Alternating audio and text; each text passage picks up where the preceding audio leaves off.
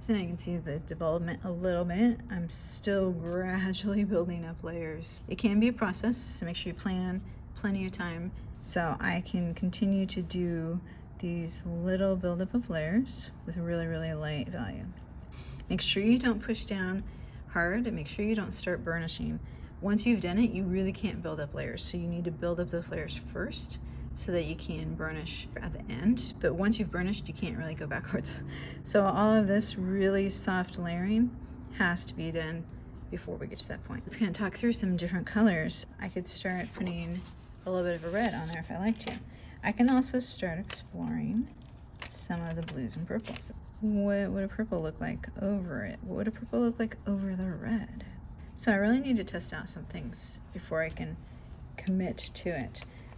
Think about colors, but also think about values. Maybe I like that little bit of brightness to it. This is a very subtle shift. Do you want bright contrast, which is great? If I want to start going with purples and greens, maybe I want to start going with this orange. On this, you can get as creative with color as you want to. There's nothing holding you back. Just keep thinking in terms of value and shading. I do need to make sure my sides are rounding. I do want this to look 3D. So I'm going to test out some things and then we'll come back. So we're going to work with some brighter colors instead of just playing it safe. We're going to kind of go for it with a little bit of green, maybe a little bit of purple for the shadows. One of your main goals with this is to get a good variety of lights and darks and color mixes. Going back to our watercolor example, we're kind of using a watercolor influence on this. There's lights, there's darks, even if it's the same color. You're trying to avoid a coloring book approach.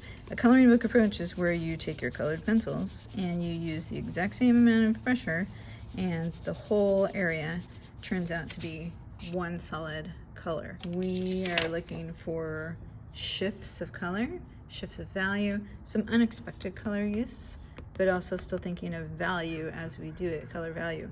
So maybe we're layering over a blue over a pink or a green, etc. I'm gonna start adding a little bit of green over this yellow. You can see it is darkening the value, just barely. So this is another subtle use. I'm not gonna cover up everything, but I can do this green really, really lightly just to give the yellow some variety and just to make a subtle, subtle shift. I'm still not using heavy pressure and I'm just gradually building up those areas, making some interest.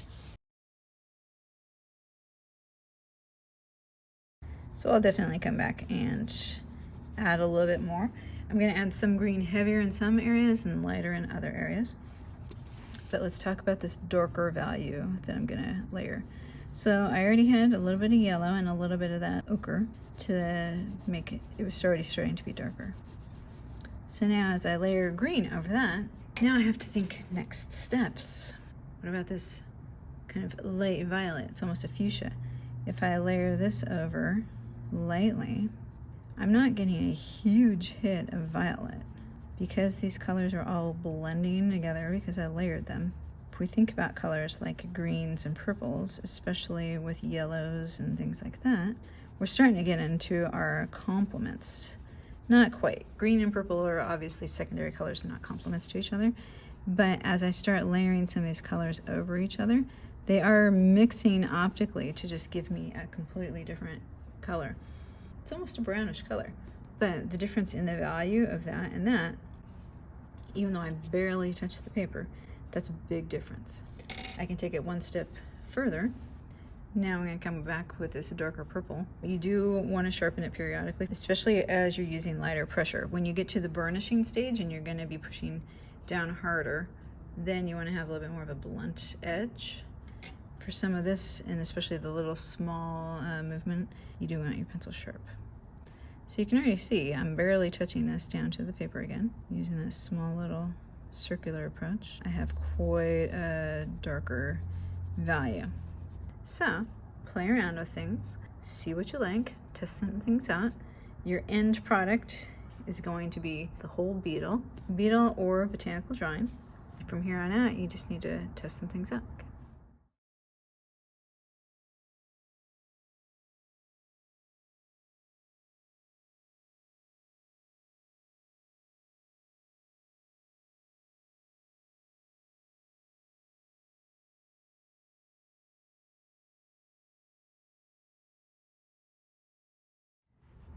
So you can see I'm still gradually building up layers, but even though I used some pretty vibrant colors, it's real subtle because of the lack of pressure on the pencil. Right now, I'm layering back over it this ochre. By going back over it with this real lightly, now the yellow is over the purple, the yellow is over some of that green.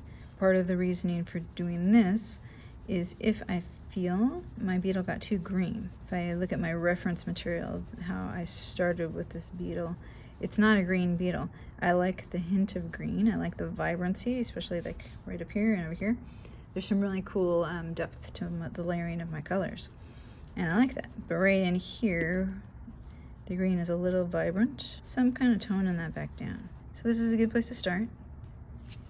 Get to this level, do your whole beetle, try and layer on some of these different colors. And then when we come back, the next step will be to burnish or not to burnish. Some of you are going to decide that you don't like burnishing. Just make sure you do have to build up your values to where you have a full range and you gain a 3D effect. I do need to come through and not outline, but I need to get my edges. I need to get my details. If there's any texture, I need to get that at the end. Okay, so see how cleaning that up, I got like a little bit more of a crisp edge. So if you don't want to burnish, you don't like that look, it's okay. You can do colored pencil without it. A lot of people really like the end result of burnishing because it's very rich, very rich colors. Some people call it similar to like an oil painting effect. So let's talk about burnishing a little bit. It's a good idea to test some things out. So let's go through some of the different burnishing effects. You may have a burnishing tool, you may not. So let's kind of show you some things. First off, this is what happens if you go over it with white. Basically, burnishing is you're going to push like with really good pressure. You're going to use a little circular motion. And you do want to use either a burnishing tool or a colorless blender or a light value. This is actually a burnisher. So if I'm using a burnisher, what you do want to make sure is before you burnish, you want to have a lot of layers. You want to have all of your layers built up. The other thing is that burnishing is going to be way more effective the more saturated your paper is. For this example, I put down a few different layers, but it's not going to be as dramatic as if I had built up even more layers. So you can see they're pretty similar. We also have a colorless blender. So you can see out of the 3 so far, this blender has actually like smoothed out the pencil strokes the most, probably the most noticeable, and you can see there's even pencil dust that came up from it. So let's say you don't have these and you don't want to use white. What are some other options? Well, since these are the colors I used, I can burnish with a yellow. Obviously it's going to bring back a yellow hint to it. So let's see the difference if I burnish with yellow. So obviously it blended them, but wow, I got a really, really vibrant look to that now, right? What if I do that ochre? So now in this last one, you can see I kind of went back and added a few more layers. What happens if I were to burnish with the green? Because there's a lot more layers and the paper is almost more saturated, I can burnish with the green. And you can see it changed it and added the green to it, definitely. But not as dramatically because there's a lot more underneath it. What if I use the yellow now? Now the yellow blended it and I definitely have a more of a yellow feel to it, but it's not as it's not as solid as this yellow. It's not as obvious. Try some things out, see what works for you. White's going to be the default, but it is going to dull your colors slightly.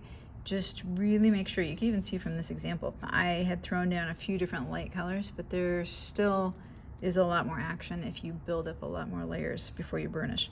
Now let's see, can I burnish on top of burnishing? Yes, but now because the burnishing happened already, remember the burnishing is kind of seaming those layers together.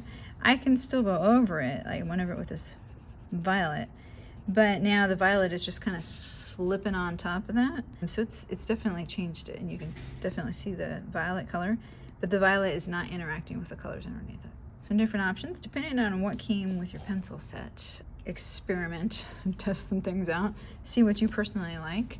before you dive in on your burnishing. Okay, so besides burnishing, the last thing you need to do before you burnish is get your edges and get your details.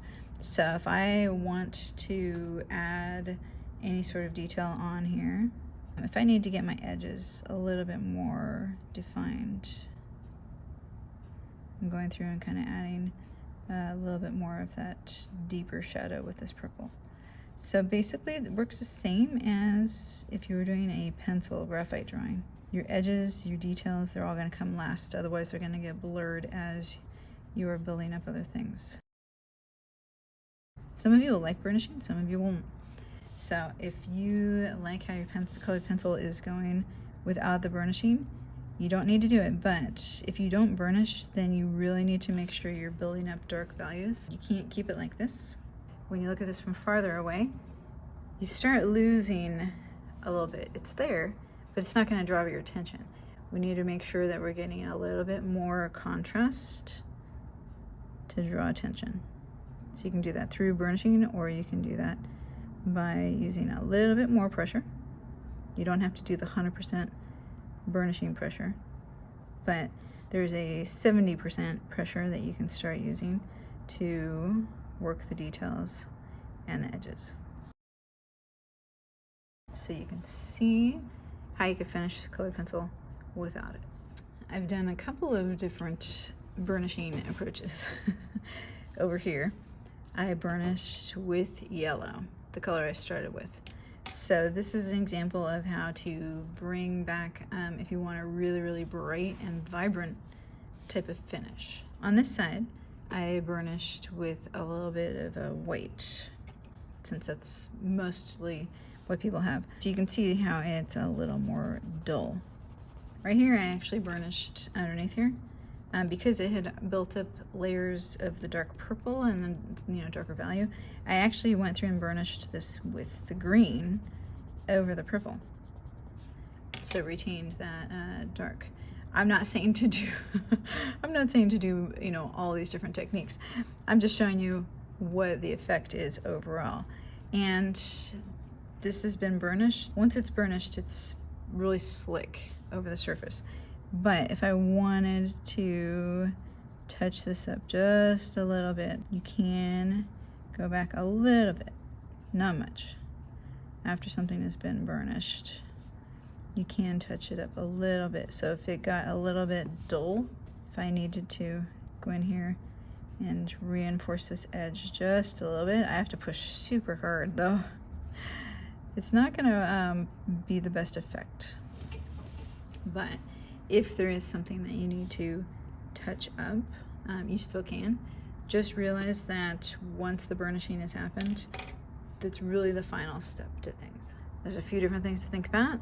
So now go forth, do your own colored pencil, burnish if you want to. This part is not burnished. This is just building up of the layers of pencil. This is burnished with yellow. This is burnished with white and then touched up slightly with the purple. And this is burnished in green. So you can just see the different effects of what you like. Build up lots of layers, whether you're gonna burnish or not. A colored pencil is a very patient medium, and you really need to build up some interesting color mixes and variety. Okay, that's it. Go forth, have fun.